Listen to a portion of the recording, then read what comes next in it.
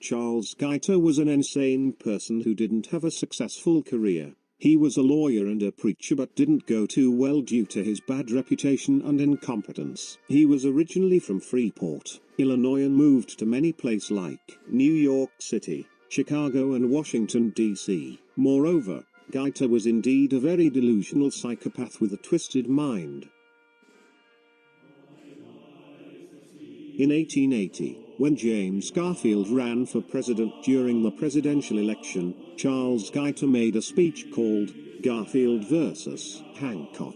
The purpose of his speech was to support and emphasize Garfield's campaign to win against a candidate, Winfield Scott Hancock. Unfortunately, that speech he made was poorly written, plagiarized and didn't have much of the influence to Garfield's campaign. As a result, Guyter's speech was rejected and that what was started to upset him. In March of 1881, when James Garfield was elected and became the 20th President of the United States, Guyter had a serious obsession about him. Due to Guyter's delusions, his obsession and frustration grew within him as he was being ignored and rejected.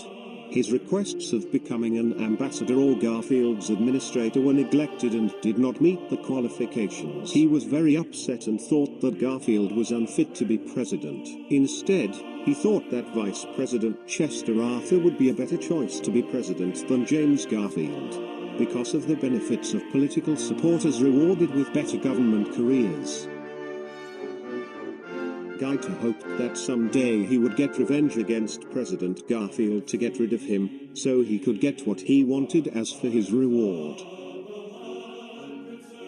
On the morning of July 2, 1881, at the Baltimore and Potomac Railway Station in Washington, D.C., as President Garfield planned his summer vacation getaway with his wife and children, Charles Guyter began stalking him.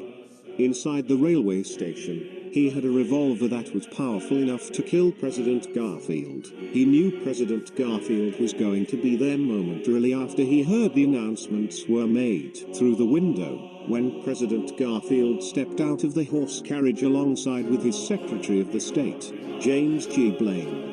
He stood calmly and casually without anyone noticing anything suspicious about him. As President Garfield and Secretary of the State Blaine entered the railway station, Guyter started following them. As Guyter approached President Garfield, Guyter quickly pulled out his revolver from his coat and aimed at him. With little or no warning, Guyter began shooting President Garfield twice, first one in the arm and the second one in the back.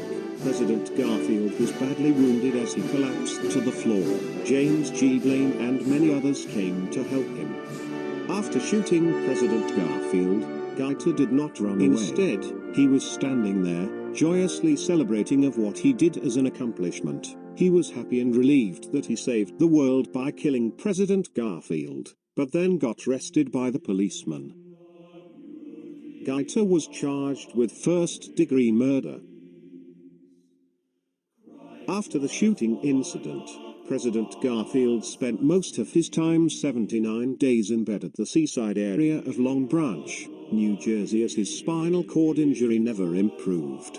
Doctors did all they could to save his life and to treat infections of his wounded spinal cord, though with unsuccessful efforts. Then on September 19, 1881, James Garfield passed away as America mourned for their loss. He was the second president to be assassinated while in office after Abraham Lincoln. He was one of the U.S. presidents with the shortest time for less than 200 days.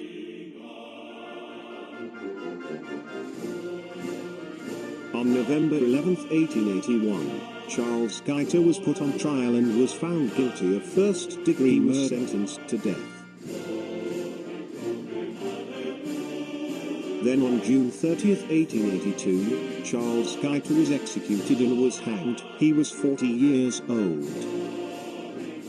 What Guyter did to Garfield wasn't worth it. He had what was coming, though he showed no remorse for what he did. He was just plain insane. He didn't deserve to be a lawyer, a preacher, an ambassador, an administrator, or any of the rewards or job opportunities he desperately wanted to get.